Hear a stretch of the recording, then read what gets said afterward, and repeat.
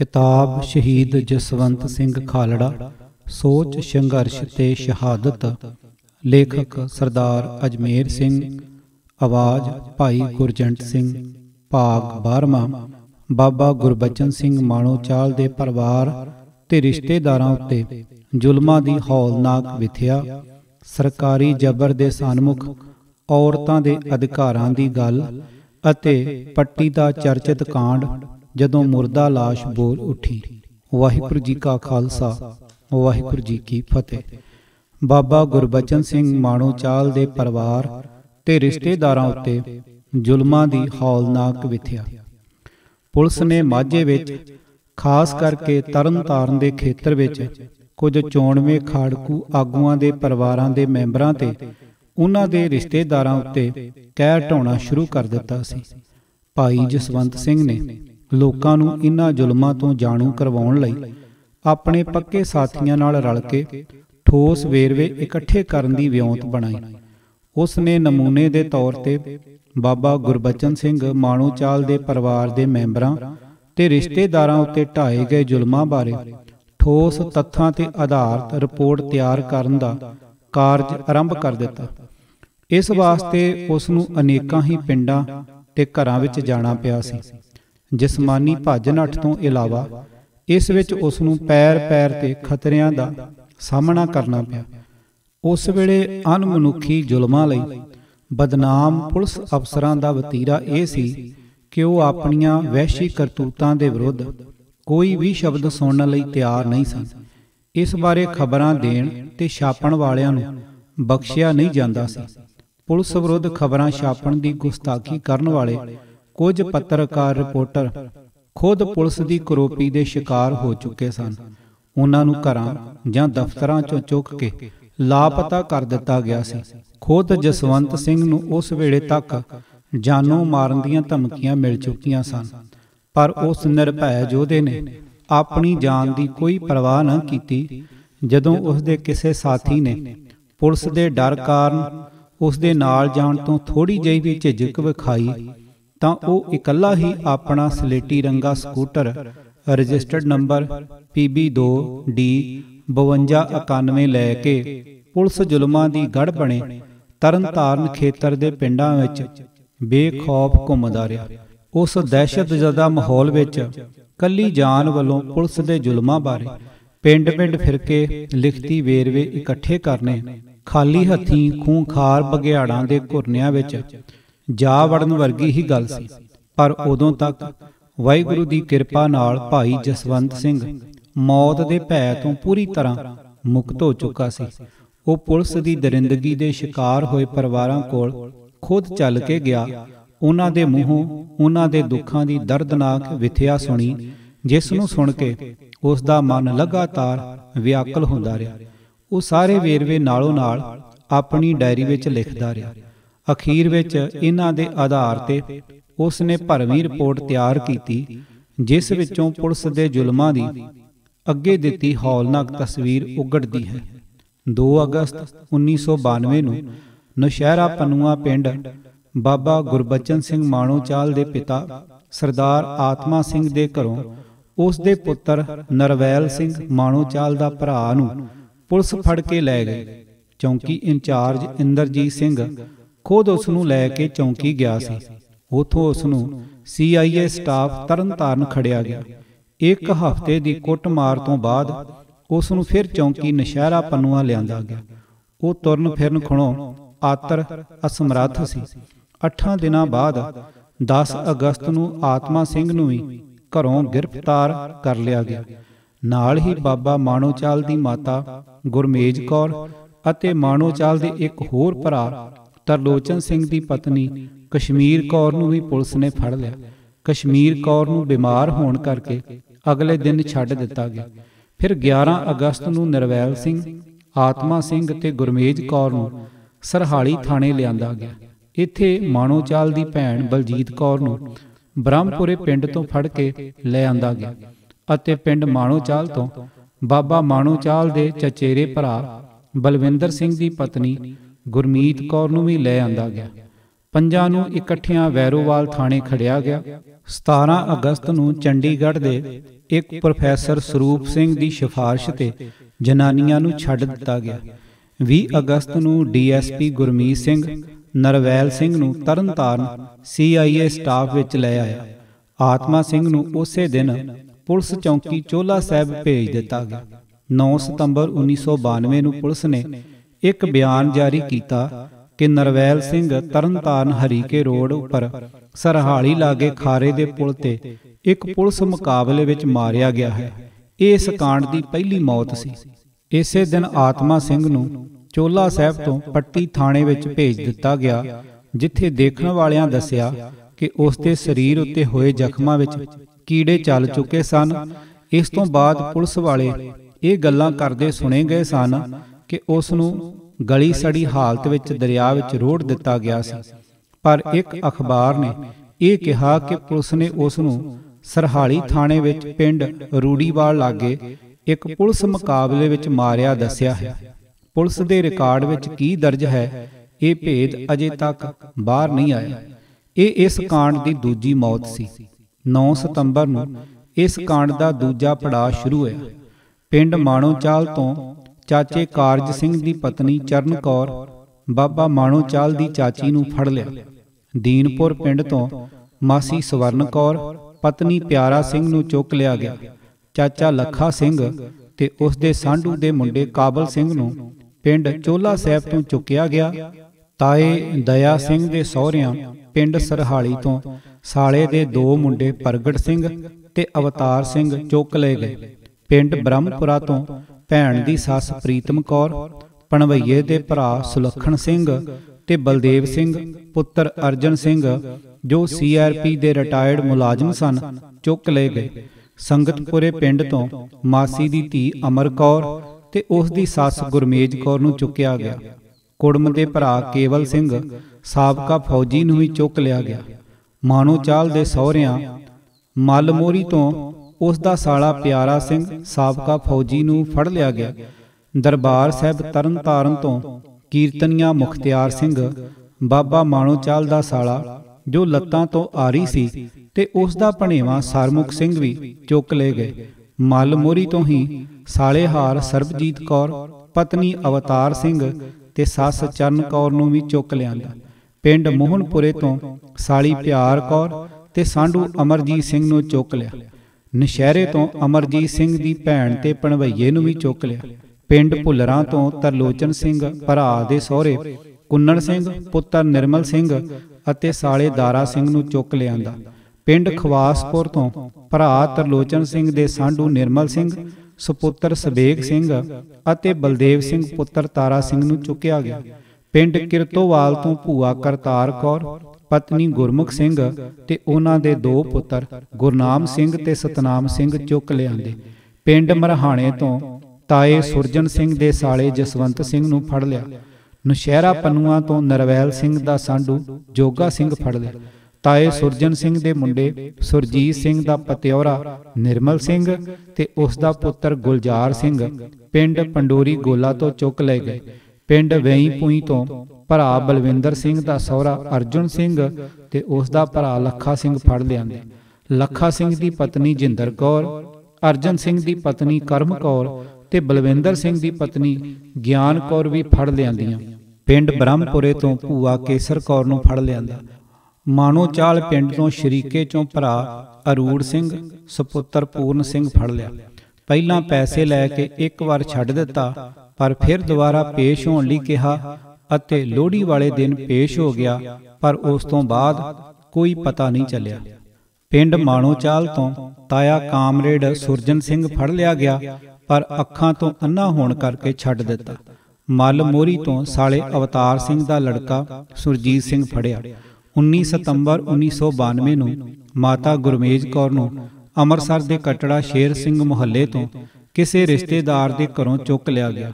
ਇਹ ਇਸ ਕਾਂਡ ਦਾ ਦੂਜਾ ਪੜਾਅ ਸੀ, ਜਿਸ ਦੌਰਾਨ 15 ਪਿੰਡਾਂ ਵਿੱਚੋਂ ਕੁੱਲ 43 ਰਿਸ਼ਤੇਦਾਰ ਤਰਨਤਾਰਨ ਪੁਲਿਸ ਵੱਲੋਂ ਫੜ ਲਏ ਗਏ। ਇਨ੍ਹਾਂ ਵਿੱਚੋਂ 16 ਔਰਤਾਂ ਤੇ 27 ਮਰਦ ਸਨ। ਸਾਰੀਆਂ ਔਰਤਾਂ ਨੂੰ ਇਕੱਠੀਆਂ ਵੈਰੋਵਾਲ ਖਡੂਰ ਸਾਹਿਬ ਤੇ ਸਰਹਾਲੀ ਦੇ ਪੁਲਿਸ ਥਾਣਿਆਂ ਵਿੱਚ ਬਦਲ ਕੇ ਰੱਖਦੇ ਰਹੇ ਅਤੇ ਉਹਨਾਂ ਤੇ ਲਗਾਤਾਰ ਤਸ਼ੱਦਦ ਕਰਕੇ ਬਾਬਾ ਮਾਣੋਚਾਲ ਬਾਰੇ ਜਾਣਕਾਰੀ ਮੰਗਦੇ ਰਹੇ। ਉਹਨਾਂ ਕੋਲੋਂ ਜਬਰੀ ਇਹ ਅਰਦਾਸ ਕਰਾਉਂਦੇ ਰਹੇ ਕਿ ਮਾਣੋਚਾਲ ਫੜਿਆ ਜਾਵੇ ਜਾਂ ਮਰ ਜਾਵੇ। ਮਰਦਾਂ ਨੂੰ ਮਾਣੋਚਾਲ, ਨੌਸ਼ਹਿਰਾ ਪਨੂਆ, ਚੋਲਾ ਸਾਹਿਬ ਦੀਆਂ ਪੁਲਿਸ ਚੌਂਕੀਆਂ ਤੋਂ ਇਲਾਵਾ ਸਰਹਾਲੀ, ਵੈਰੋਵਾਲ, ਖਡੂਰ ਸਾਹਿਬ, ਗੋਇੰਦਵਾਲ ਦੇ ਥਾਣਿਆਂ ਅਤੇ ਤਰਨਤਾਰਨ ਦੇ CIA ਸਟਾਫ ਵਿੱਚ ਰੱਖਿਆ ਜਾਂਦਾ ਰਿਹਾ। ਇਹਨਾਂ ਚੋਂ ਕਿਸੇ ਨੂੰ ਵੀ ਕਾਗਜ਼ਾਂ ਵਿੱਚ ਗ੍ਰਿਫਤਾਰ ਨਹੀਂ ਦਿਖਾਇਆ ਗਿਆ ਸੀ ਤੇ ਬਹੁਤਿਆਂ ਨੂੰ 9 ਮਹੀਨੇ ਅਪ੍ਰੈਲ 1993 ਦੇ ਪਹਿਲੇ ਹਫ਼ਤੇ ਤੱਕ ਗੈਰ ਕਾਨੂੰਨੀ ਹਿਰਾਸਤ ਵਿੱਚ ਰੱਖਿਆ ਗਿਆ ਸੀ। ਇਹਨਾਂ 43 ਜਣਿਆਂ ਵਿੱਚੋਂ ਦੂਜੇ ਦੌਰ ਵਿੱਚ ਕੇਵਲ ਸਿੰਘ, ਸਾਬਕਾ ਫੌਜੀ, ਪਿੰਡ ਸੰਗਤਪੁਰਾ ਨੂੰ ਕੁੱਟ ਮਾਰ ਨਾ ਸਹਾਰਦਾ ਮਰ ਗਿਆ ਦੱਸਿਆ ਗਿਆ। ਸੁਰਜੀਤ ਸਿੰਘ ਪੁੱਤਰ ਅਵਤਾਰ ਸਿੰਘ ਪਿੰਡ ਮੱਲ ਮੋਹਰੀ ਨੂੰ ਪੁਲਿਸ ਨੇ ਜਗਰਾਵਾਂ ਨੇੜੇ ਪੁਲਿਸ ਮੁਕਾਬਲੇ ਵਿੱਚ ਮਾਰਿਆ ਦਰਸਾਇਆ। ਨਿਰਮਲ ਸਿੰਘ ਤੇ ਗੁਲਜ਼ਾਰ ਸਿੰਘ ਪਿੰਡ ਪੰਡੋਰੀ ਗੋਲਾ ਲਾਪਤਾ ਕਰਾਰ ਦਿੱਤੇ ਗਏ। ਅਰੂੜ ਸਿੰਘ ਪੁੱਤਰ ਪੂਰਨ ਸਿੰਘ ਪਿੰਡ ਮਾਣੋਚਾਲ ਨੂੰ ਵੀ ਜਾਨ ਤੋਂ ਖਤਮ ਕਰ ਦਿੱਤਾ ਗਿਆ। ਇਸ ਤਰ੍ਹਾਂ ਦੂਜੇ ਪੜਾਅ ਵਿੱਚ ਚੁੱਕੇ ਗਏ 43 ਵਿਅਕਤੀਆਂ ਵਿੱਚੋਂ 5 ਮਾਰ ਦਿੱਤੇ ਗਏ। ਆਖਰੀ ਤੇ ਤੀਜਾ ਪੜਾਅ 25 ਫਰਵਰੀ 1993 ਨੂੰ ਬਾਬਾ ਮਾਣੋਚਾਲ ਦਾ ਛੋਟਾ ਭਰਾ ਨਰਿੰਦਰ ਸਿੰਘ ਚੰਡੀਗੜ੍ਹ ਦੇ ਪ੍ਰੋਫੈਸਰ ਰਾਹੀਂ ਪੁਲਿਸ ਅੱਗੇ ਪੇਸ਼ ਹੋਇਆ ਤੇ ਉਸ ਨੂੰ ਤਰਨਤਾਰਨ ਦੇ CIA ਸਟਾਫ ਵਿੱਚ ਲਿਆਂਦਾ ਗਿਆ। ਉਸ ਤੋਂ 2 ਦਿਨਾਂ ਬਾਅਦ 27 ਫਰਵਰੀ ਨੂੰ ਬਾਬਾ ਗੁਰਬਚਨ ਸਿੰਘ ਨੂੰ ਪਿੰਡ ਬਾਗੜੀਆਂ ਦੀ ਇੱਕ ਠਾਰ ਤੇ ਲੰਮਾ ਚਿਰ ਚੱਲੇ ਪੁਲਿਸ ਮੁਕਾਬਲੇ ਤੋਂ ਬਾਅਦ ਸ਼ਹੀਦ ਕਰ ਦਿੱਤਾ ਗਿਆ ਸੀ। ਬਾਠ ਪਿੰਡ ਦਾ ਇੱਕ ਮੁੰਡਾ, ਜਿਸ ਨੂੰ ਕਾਲਾ ਕਹਿੰਦੇ ਸਨ, ਪੁਲਿਸ ਨੇ ਕੁਝ ਦਿਨ ਤਰਨਤਾਰਨ CIA ਸਟਾਫ ਵਿੱਚ ਰੱਖਿਆ ਸੀ, ਪਰ ਬਾਅਦ ਵਿੱਚ ਉਸ ਨੂੰ ਖਤਮ ਕਰ ਦਿੱਤਾ ਗਿਆ। ਨਿੱਕੇ ਚੋਲੇ ਤੋਂ ਖਾੜਕੂ ਦਿਆਲ ਸਿੰਘ, ਜਿਸ ਨੂੰ ਕੁਝ ਚਿਰ ਪਹਿਲਾਂ ਪੁਲਿਸ ਨੇ ਸ਼ਹੀਦ ਕਰ ਦਿੱਤਾ ਸੀ, ਦਾ ਬਾਪ ਤੇ ਇੱਕ ਭਰਾ ਉਸ ਸਮੇਂ CIA ਸਟਾਫ ਵਿੱਚ ਪੁਲਿਸ ਦੀ ਹਿਰਾਸਤ ਵਿੱਚ ਸਨ। ਇਸ ਦੇ ਨਾਲ ਹੀ ਬਾਗੜੀਆਂ ਪਿੰਡ ਦਾ ਪਿਆਰਾ ਸਿੰਘ, ਜਿਸ ਦੇ ਘਰ ਬਾਬਾ ਮਾਣੋਚਾਲ ਦੀ ਠਾਰ ਸੀ, ਤੇ ਉਸ ਦਾ ਪੁੱਤਰ 27 ਫਰਵਰੀ ਨੂੰ ਸ਼ੁਰੂ ਹੋਏ ਮੁਕਾਬਲੇ ਤੋਂ ਬਾਅਦ ਆਪ ਪੁਲਿਸ ਮੂਹਰੇ ਪੇਸ਼ ਹੋ ਗਏ ਸਨ। ਉਹਨਾਂ ਨੂੰ 8-10 ਦਿਨ ਪੁਲਿਸ ਨੇ CIA ਸਟਾਫ ਵਿੱਚ ਰੱਖਿਆ ਸੀ, ਪਰ ਉਸ ਤੋਂ ਬਾਅਦ ਪੁਲਿਸ ਨੇ ਉਪਰੋਕਤ 5 ਹੀ ਵਿਅਕਤੀਆਂ ਨੂੰ ਕਿਤੇ ਲਿਜਾ ਕੇ ਖਤਮ ਕਰ ਦਿੱਤਾ ਸੀ। 16 ਮਾਰਚ ਨੂੰ ਬਾਬਾ ਮਾਣੋਚਾਲ ਦੇ ਭਰਾ ਬਲਵਿੰਦਰ ਸਿੰਘ, ਸਾਲੀ ਰਾਜਵੰਤ ਕੌਰ, ਪੁੱਤਰੀ ਸੁਰਿੰਦਰ ਸਿੰਘ, ਗੁਰਮੀਤ ਕੌਰ ਤੇ ਉਸ ਦੇ ਪੁੱਤਰ ਦਵਿੰਦਰ ਸਿੰਘ ਤੇ ਸੁਖਵੰਤ ਸਿੰਘ ਨੂੰ ਪੁਲਿਸ ਨੇ ਨਕੋਦਰ ਤੋਂ ਹਿਰਾਸਤ ਵਿੱਚ ਲਿਆ ਸੀ। ਰਾਜਵੰਤ ਕੌਰ ਤੇ ਬੱਚਿਆਂ ਨੂੰ ਗੋਇੰਦਵਾਲ ਥਾਣੇ ਵਿੱਚ ਪਹਿਲਾਂ ਰੱਖੀਆਂ 16 ਔਰਤਾਂ ਵਿੱਚ ਸ਼ਾਮਲ ਕਰ ਦਿੱਤਾ ਗਿਆ ਸੀ।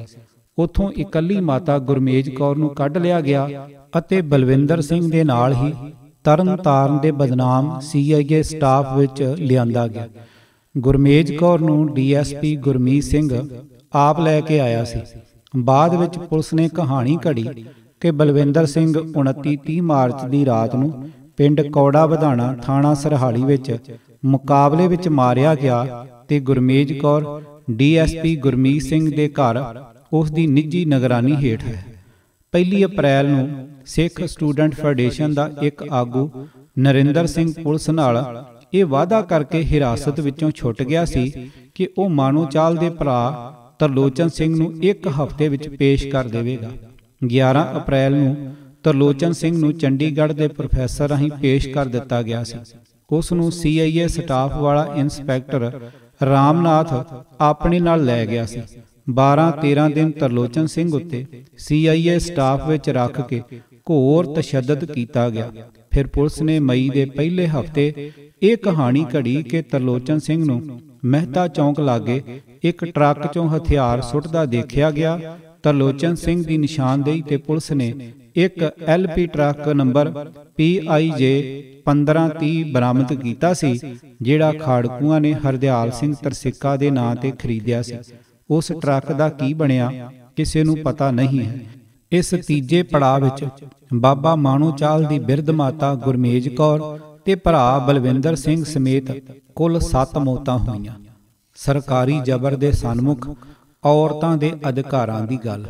ਮਾਰਚ 1993 ਵਿੱਚ ਜਸਵੰਤ ਸਿੰਘ ਖਾਲੜਾ ਨੇ ਕੌਮਾਂਤਰੀ ਇਸਤਰੀ ਦਿਹਾੜੇ ਤੇ international human rights organisation IHRO ਵੱਲੋਂ ਲੁਧਿਆਣਾ ਵਿੱਚ ਕਰਵਾਏ ਇੱਕ ਸੈਮੀਨਾਰ ਵਿੱਚ ਦਮਨ ਵਿਰੋਧੀ ਫਰੰਟ ਦੀ ਤਰਫੋਂ ਬੋਲਦੇ ਹੋਏ ਔਰਤਾਂ ਦੇ ਹੱਕਾਂ ਬਾਰੇ ਪ੍ਰਚਲਿਤ ਰਵਾਇਤ ਤੋਂ ਪਾਸੇ ਹਟ ਕੇ ਇਸ ਮਸਲੇ ਨੂੰ ਪੰਜਾਬ ਦੀਆਂ ਸਮਕਾਲੀ ਸਮਾਜਿਕ ਤੇ ਰਾਜਸੀ ਹਕੀਕਤਾਂ ਦੀ ਰੌਸ਼ਨੀ ਵਿੱਚ ਰੱਖ ਕੇ ਪੇਸ਼ ਕਰਨ ਦੀ ਨਵੇਕਲੀ ਪਹੁੰਚ ਅਪਣਾਈ ਸੀ।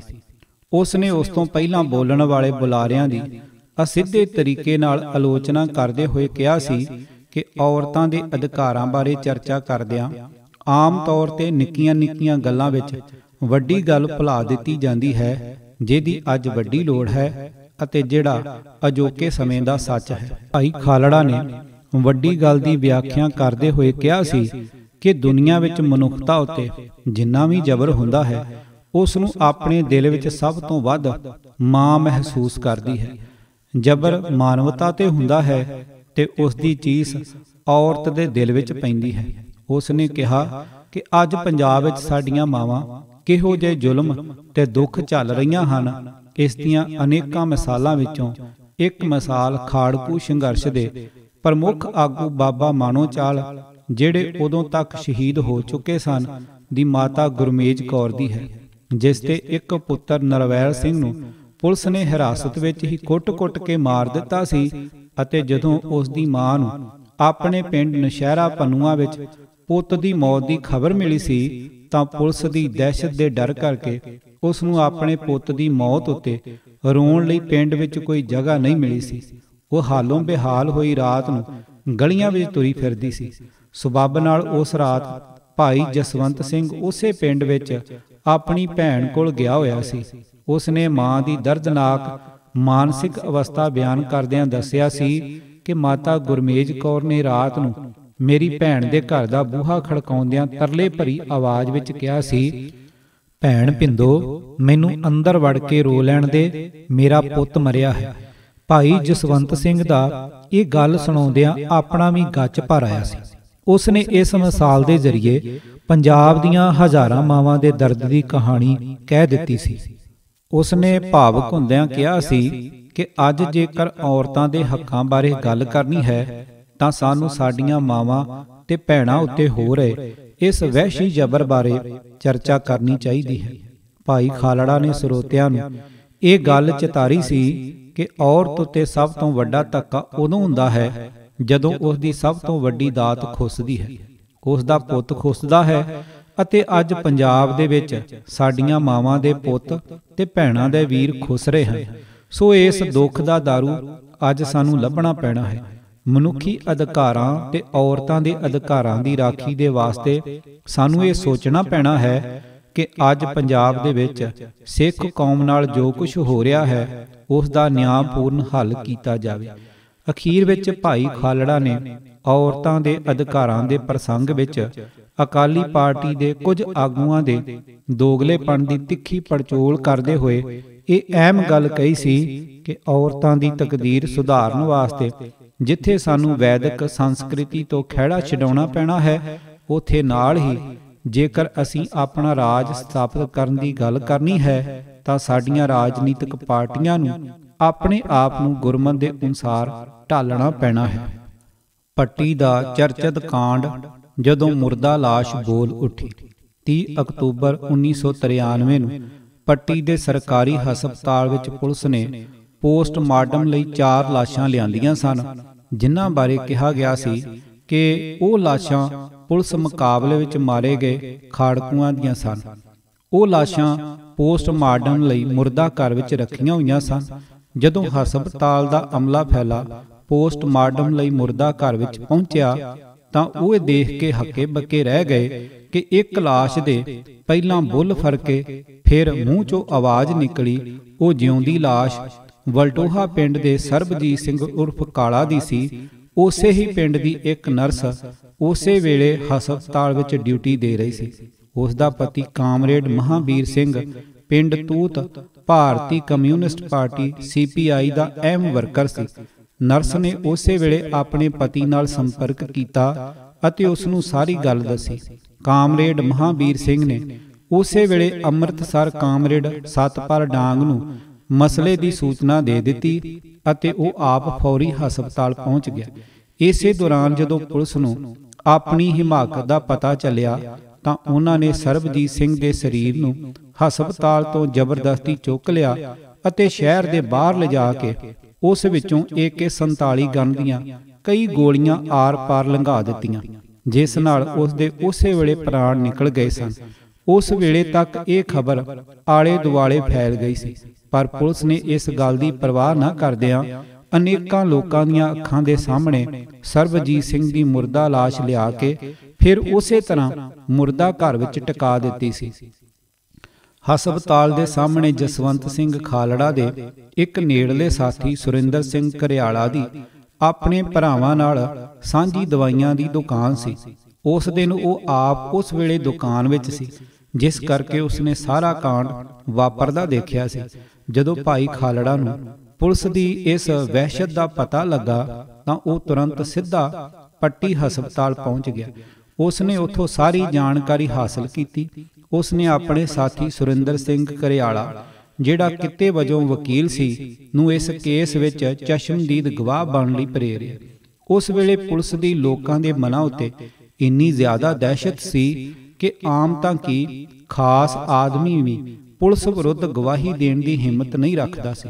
ਸੁਰਿੰਦਰ ਸਿੰਘ ਘਰਿਆਲਾ ਨੇ ਇੱਕ ਗੱਲਬਾਤ ਦੌਰਾਨ ਦੱਸਿਆ ਕਿ ਮੈਂ ਆਪ ਸ਼ਾਇਦ ਇੰਨੀ ਜੁਰਤ ਨਾ ਕਰ ਸਕਦਾ, ਪਰ ਜਸਵੰਤ ਸਿੰਘ ਖਾਲੜਾ ਨੇ ਮੇਰੇ ਨਾਲ ਗੱਲਾਂ ਬਾਤਾਂ ਕਰਕੇ ਮੇਰੇ ਅੰਦਰ ਹੌਸਲਾ ਭਰ ਦਿੱਤਾ ਸੀ। ਪੁਲਿਸ ਨੇ ਮੇਰੇ ਤੇ ਗਵਾਹੀ ਨਾ ਦੇਣ ਲਈ ਬਹੁਤ ਦਬਾਅ ਪਾਇਆ, ਪਰ ਇਹ ਜਸਵੰਤ ਸਿੰਘ ਖਾਲੜਾ ਦੀ ਸ਼ਖਸੀਅਤ ਦਾ ਹੀ ਕਰਿਸ਼ਮਾ ਸੀ ਕਿ ਮੇਰੇ ਵਰਗਾ ਬੰਦਾ ਵੀ ਪੁਲਿਸ ਦਾ ਇੰਨਾ ਦਬਾਅ ਝੱਲ ਗਿਆ। ਤੁਸੀਂ ਵਿਸ਼ਵਾਸ ਨਹੀਂ ਕਰੋਗੇ ਉਸ ਦੀ ਸ਼ਖਸੀਅਤ ਦਾ ਬੰਦੇ ਉੱਤੇ ਕਿੰਨਾ ਮਨੋਵਿਗਿਆਨਕ ਪ੍ਰਭਾਵ ਪੈਂਦਾ ਸੀ। ਇਸ ਤੋਂ ਪ੍ਰਤੱਖ ਹੋ ਜਾਂਦਾ ਹੈ ਕਿ ਭਾਈ ਜਸਵੰਤ ਸਿੰਘ ਖਾਲੜਾ ਆਪਣੇ ਸ਼ਖਸੀ ਪ੍ਰਭਾਵ ਨਾਲ ਡੋਲਦੇ ਵਿਅਕਤੀਆਂ ਵਿੱਚ ਅਡੋਲਤਾ, ਬੇਹਿੰਮਤੀਆਂ ਅੰਦਰ ਹਿੰਮਤ ਤੇ ਕਮਜ਼ੋਰ ਦਿਲਾਂ ਵਿੱਚ ਦਲੇਰੀ ਭਰ ਦਿੰਦਾ ਸੀ।